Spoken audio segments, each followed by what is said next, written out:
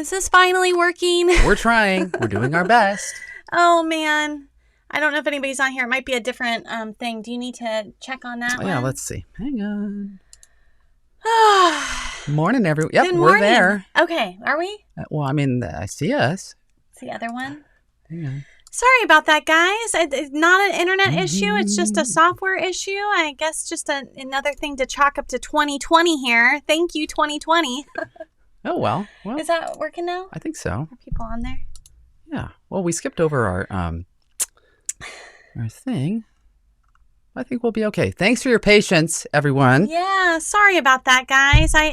We were all up to go, and I clicked go live, and nothing happened, and it was just this spinning wheel of death. So, which I think a lot of parents are going to be experiencing this week because it's back to school next week, right? And some of you have already started. So good luck. Technical difficulties, and I mean, we work with computers all the time, and it's still always a thing, right? Yeah. Should we play the intro for fun? Just get a fresh start? Let me just play the intro, and then we can all just take a few deep breaths, right? And we're going to play the introduction here. So, just a second.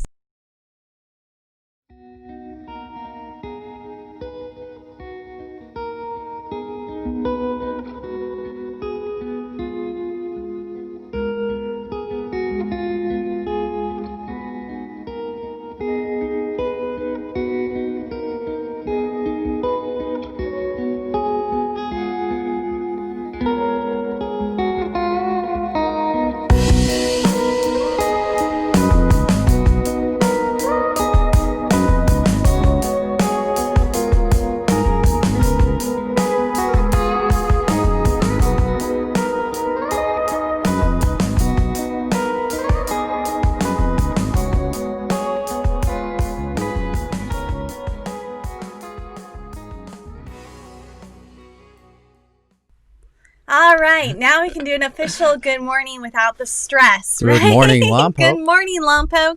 I hope your week was going okay, as okay as it could have been, right? Yes, of course. So we're happy to see you this Friday. We've got a really fun show today. We're just glad it worked and turned glad on. It finally worked. But we got to learn so much this week about bees. Bees, honeybees. Honeybees. Making honey. Oh my gosh. Huge thank you to Kate Griffith at Flying Goat Sellers, because she told us about National Honeybee Day, which is happening tomorrow. So Jeremy got a chance to go out to Jim Rice's farm out on Halama Road yesterday. And obviously yesterday was a thunderstorm, so he got out there, got a tour, and I set up my cameras, my 2 tripods, and then went for a little walk, touring the little ranch, and then all of a sudden, just downpour. Boom. So I had to sprint back to the car, cover up the cameras, throw them in there, dry them off. But we were able to interview Jim and Kate and talk about bees, and it's really fascinating. Yeah, yesterday was like some Michigan we're got going on to my family in Michigan. Yeah. So what else are we doing? We got a fun little video about that, and then we're also going to be chatting with Claudia Terrones, who we've mentioned on previous episodes. She's the athletic director at Lompoc High School. She's amazing. And what is she doing, Jeremy? She is running a mile for all of her graduate students, her seniors. So every day she's running 4 or 5 miles to get up to over 300 miles. Yeah. She's about a third of the way through, but she's super inspirational. Yep. Such a feel-good person here and helping the kids. So we want to celebrate her and inspire you guys as well. Yes. And then Brad whipped together a really fun take on a Peach-a-Rita. So we're going to have that to close out the show. So, but just a quick update on some things that happened this weekend.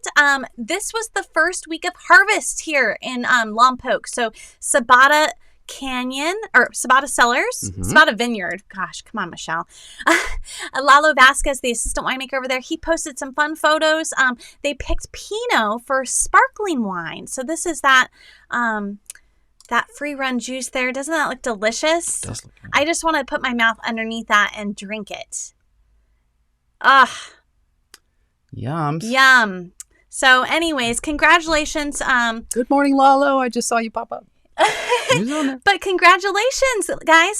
First day of harvest. I guess the fruit is looking amazing this year. So at least one good thing to come out of 2020 is our awesome wine. So so we're looking forward to that. Yeah, and absolutely. then also this Saturday, thank you so much, Lori Jervis, for putting together this article. There's normally an event that goes on this weekend, the Taste of the Vine, and unfortunately they couldn't do it this year, so they're calling this an unevent this year. And these wineries donated over 25 cases, and people were able to purchase a bottle ahead of time and enjoy that at home. And it helps raise money for the Sansom Diabetes Research Institute. So that was pretty awesome. So thank you so much, Lori, for turning us on to that.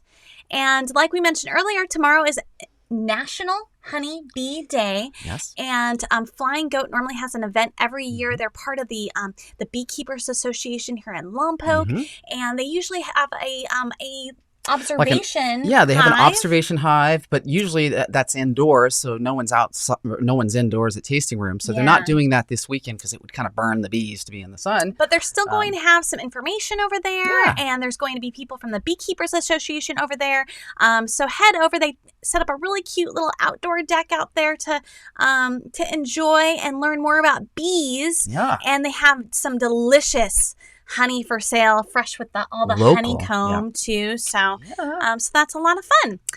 All right. Well, I'm going to let Alaia kick this off with Fun Fact Friday. She did a little segment on school. Oh, no. Is that starting soon? It is. It started for some yesterday. And then that was up in, I think, San Luis Obispo County, Rio Grande. Looks like they started yesterday. But for, I think, Lompoc, it's all next week. So Alaia is excited. So here we go. Thank you so much, Miss Alaia. Good morning, Lompoc. This is Alaia with Fun Fact Friday. Today's theme is school. School starts for all of us next Monday. Woo! Hundreds of years ago, most learning happened at home. If your family could afford it, private tutors taught the children. What? Thomas Jefferson was an early champion of public schools funded by taxes. But no one listened to him.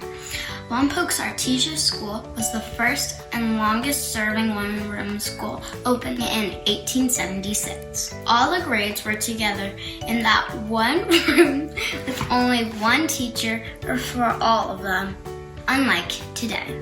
We hope you have fun with school, and we hope you have fun with Fun Fact Friday. That's all for Fun Fact Friday!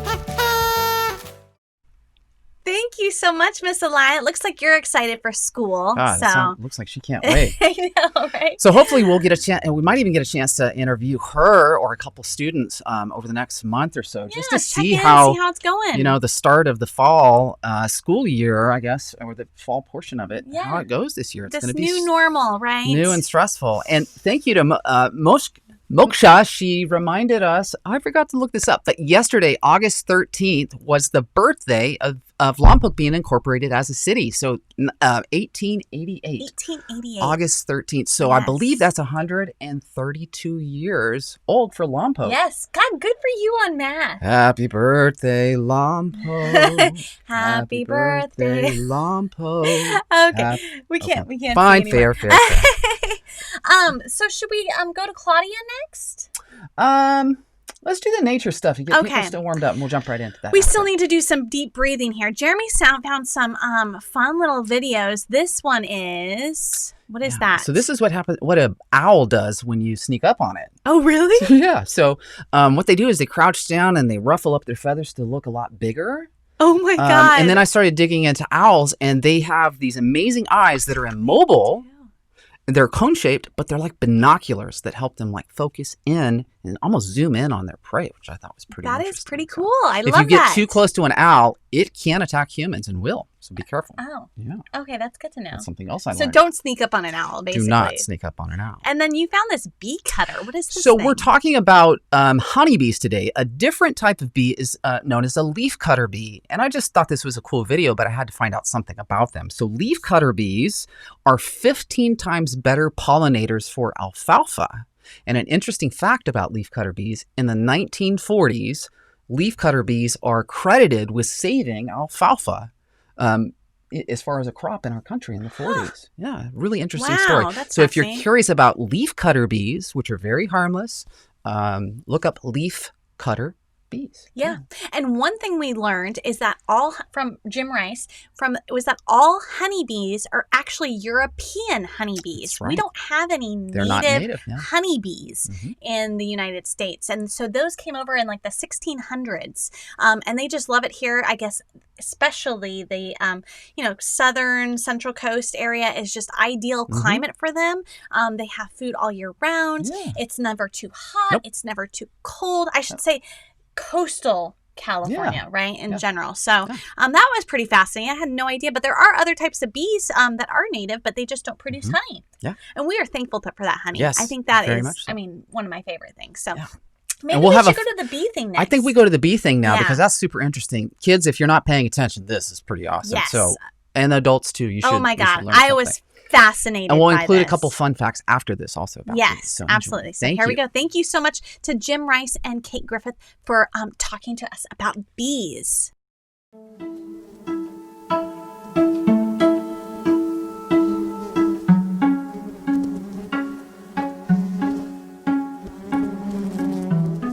My grandfather and my uncle back in New Hampshire, they were both farmers, and as part of their operation they had bees for the pollinating benefits of them. So I was around them because every summer I would go back to New Hampshire. We were the original migrant farm workers. We'd go from California back to New Hampshire and we'd work on the farm all summer. But anyway, I got exposed to beekeeping at a very early age. And I remember one of my earliest memories of anything is my grandfather cutting a piece of comb honey and stuffing it in my mouth and just going, yeah, I want more of that. And it wasn't until we moved out here to a rural area that we're allowed to keep bees. What is the thing that just at the soul level is about the bees and the beekeeping? And I've wondered that myself, and really it's kind of the same way I feel about tomatoes. I like everything about it. I like how it looks, I like how it smells when I go into a hive, I like the process involved. When I go into a beehive, I'm very focused. The whole world just disappears. I'm just there, I'm in the moment. There's a lot of native plants that will bloom at various times. It's almost like they're doing it on purpose, and that one will end and another will start. And it just kind of keeps the process going. Whereas in certain regions of the country, there is what they call the flow, when everything's in bloom, and then there's a dearth, when there's nothing in bloom. Well, coastal California is a pretty sweet gig if you're a bee. Basically, the population of the hive, there's one queen per each one of these hives. 98% of the bees in there are female. Very few males. The males are only needed when there's a virgin queen that needs to be mated, and that's usually in spring and early summer. And in the wintertime, fall and winter, when there's less food available, the other bees will actually chase the males out of the hive and say, get out of here, because they do no work. The males don't do any work. They come in, they eat a little bit, and they leave. As far as the worker bees, they're all female. They progress through their lives through various stages of labor that they do. When they're first born, the first thing they do is they'll turn around and they'll start cleaning the cell they just came out of. They'll become nurse bees. They'll help take care of the larvae that are in the hive. And then they'll progress to doing other jobs in the hive, like guarding the entrance. And then eventually, at the end of their lives, they'll become the foragers that go out into the world and bring back the pollen and the nectar that create the food supply. When they are going out to look for food, they will go out, as much as 1.5 miles. They'll come back and then they'll communicate to the other bees by their motions, where they need to go hit that same food supply. So these hives, I've got one here that's 5 boxes high, that probably has 40,000 bees in it. So some of these other ones probably more like 15 to 20,000, but a colony is a big thing. And it's a community, it's a superorganism, if you will, with all these different pieces and parts that work together. Is there relationships between a box to a box, or is they're just completely separate? They're always going to go back to the box that they came from. In fact, I had a little issue here with one of my stands the other day, so I had to move one of the boxes down a little bit towards the middle, and I moved it maybe 2 feet. and the bees kept coming back to right exactly where it had been before. Plus the queen puts out a pheromone, a unique smell that the bees focus on. And if that's not there, they know that isn't their hive. We started this beekeeping organization. There was about 5 of us that were the beginnings, and it kind of, the root of it was from a fellow named Archie Mitchell, who's been beekeeping forever around these parts. And he was teaching a class out at Hancock, and Kate and I and some others decided after having taken the class that we were really interested and we wanted to go further into this. So we formed a beekeeping club, and it started small with just a handful of people. Sure. We got so large here last year that we split off a group to the Los Olivos area, and now they've got their own beekeepers organization up there. But yeah, there is a lot of interest. Well, I had a girlfriend that introduced me to beekeeping, and I just was thrilled. Once I had on a bee suit and was inside a hive, I was like, wow, this is the greatest. I love it. And the good thing about our honey and most of my colleagues is that it's raw, it's unfiltered, it's unpasteurized. It's just honey at its purest essence. So this Saturday is National Honeybee Day, and typically the Lompoc Valley beekeepers host a day of celebration at the tasting room. And unfortunately this year we won't be able to have the observation hive. We will have a couple members of the Beekeepers Association at the tasting room. We'll have some educational material and people that can get you interested if you have any questions.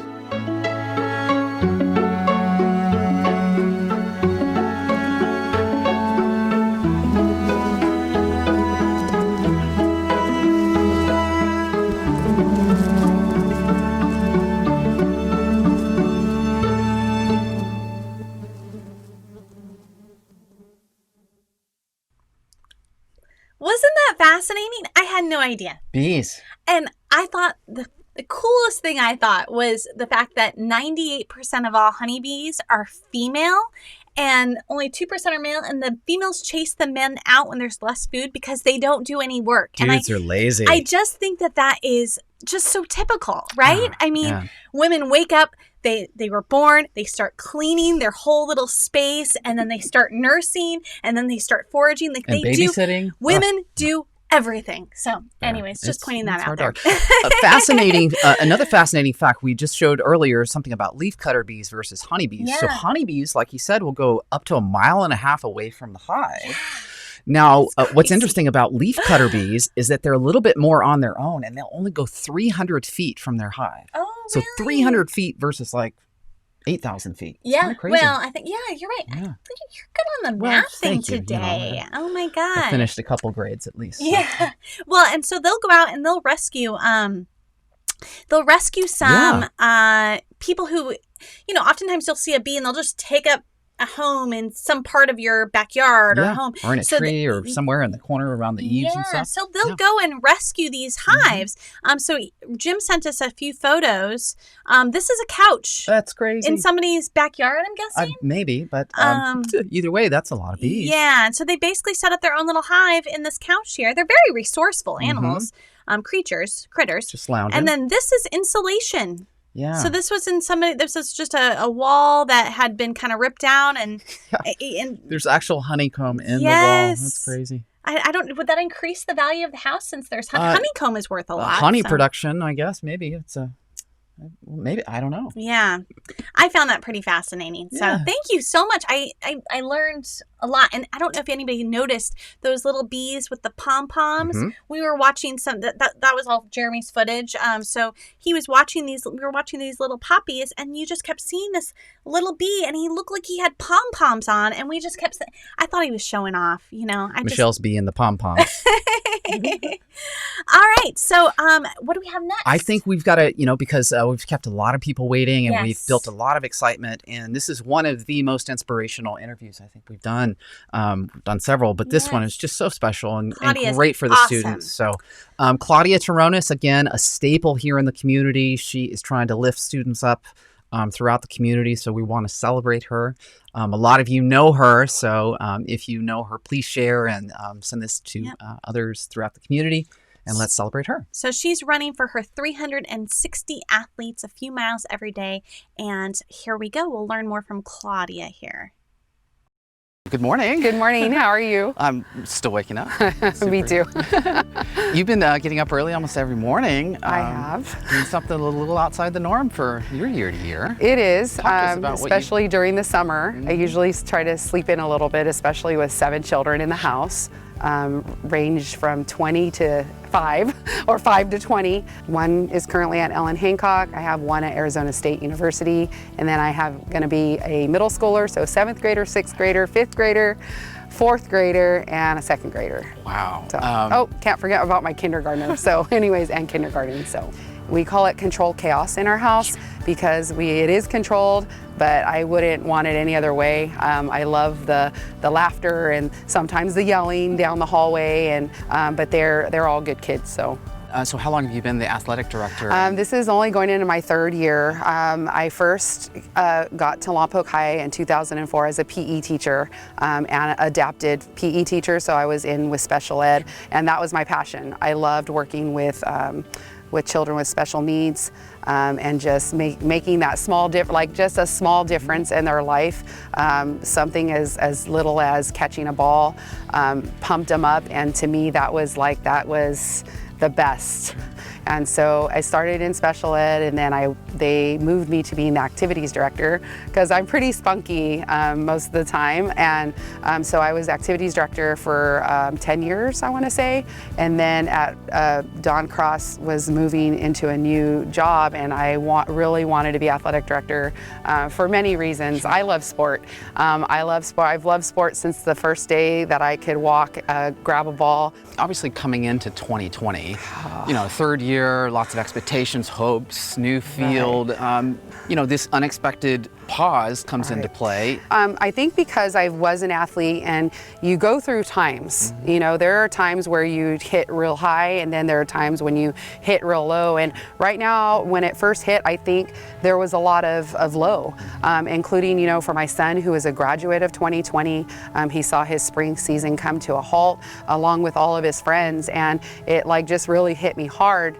But I didn't want to buckle. I wanted to show that we still had a strong front, and no matter what the outcome is, that we were going to remember them. On July 3rd, after weeks of extensive planning for a cautious, COVID-adjusted fall season, they were put on hold. And then July 3rd came, and we were supposed to start the 6th. And I got a call, and they said we're not going to be able to start. The county has shut us down. And so at that moment, you get that gut wrench, and you're just like, okay, well, it is what it is, and we'll be prepared.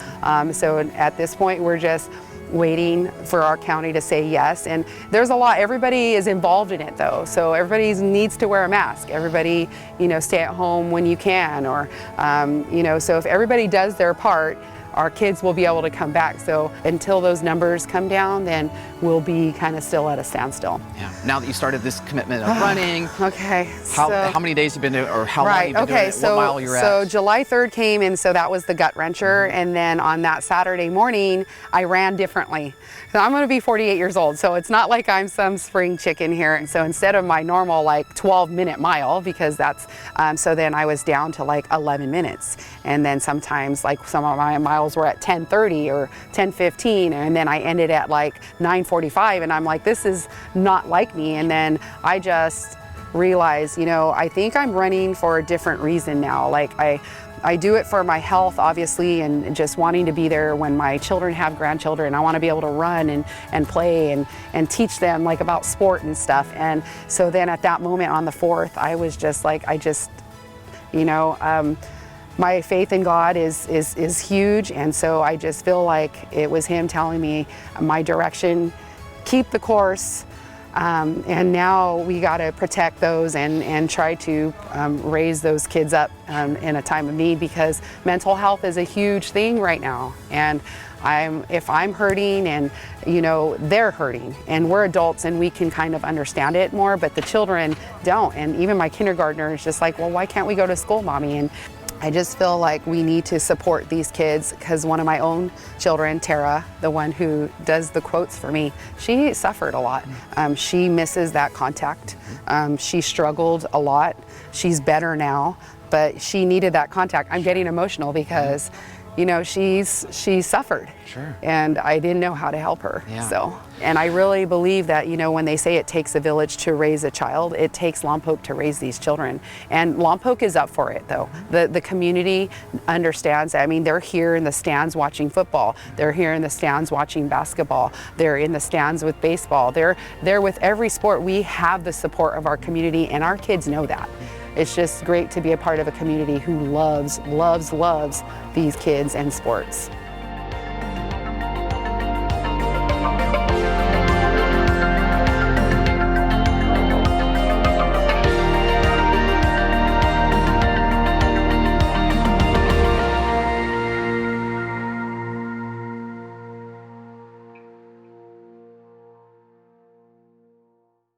Hi, my name is Claudia Terrones, and today's quote for my mom's student athletes is, "Doubt kills more dreams than failure ever will," by Susie Kassem.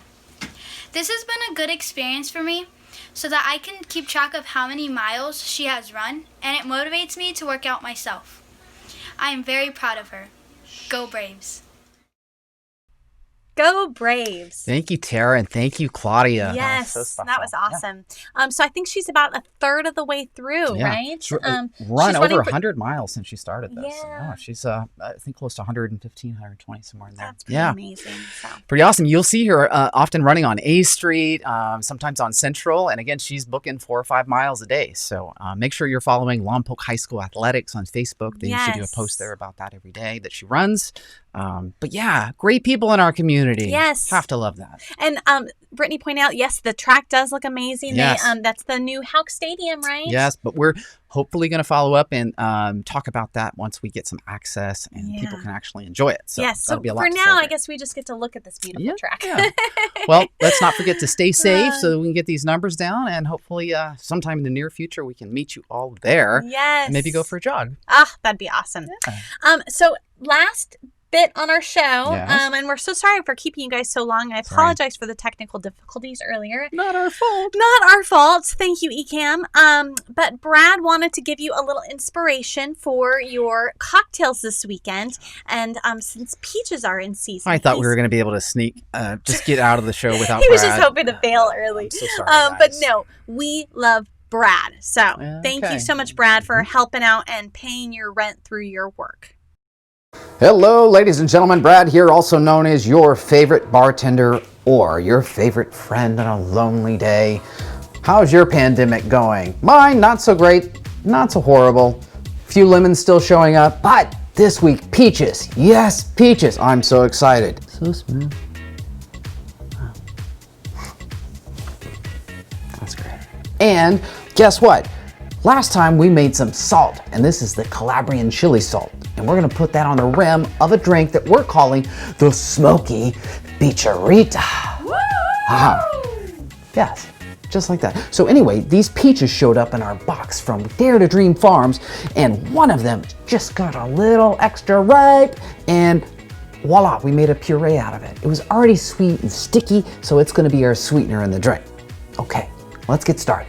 What I have is a nice tequila that we're gonna use as our base, and I'm gonna add just a tiny bit of mezcal for the smokiness. So, I'm making 2 drinks. So we're gonna do 2 shots of tequila. Now remember, mezcal sometimes can have a nice little smoky edge to it, so you don't always have to use a lot if you're just trying to give a hint of smokiness. So, for 2 shots of tequila, I'm only using 1/2 shot of mezcal. More of a flavoring agent, if anything. And I have some fresh squeezed lemon juice here. I'm gonna use, we have 2 drinks, so I'm gonna do 4 tablespoons of lemon juice. I want it nice and bright. Thank you, Michelle, for making me a peach puree. So with 2 of these, and you need plenty of sweetness in there, so I'm gonna put maybe, this is 8 ounces, I'm gonna use maybe 4 or 5 ounces. Be generous. So our 2 cocktail glasses here, simple cocktail glasses, I put a little bit of agave nectar on the bottom of 1 plate just to give me a little sticky rim. I'm going to do that for both. And that makes it so much easier to keep the salt. Turn in the cup, making sure we've got plenty of salt on the rim. Voila. Now, all I'm gonna do is add some ice. I'm gonna shake it to get it nice and cold, but I'm not gonna strain it. I'm gonna pour all the contents in, including the ice. It's gonna be delicious. All right, here we go. Tequila! Okay.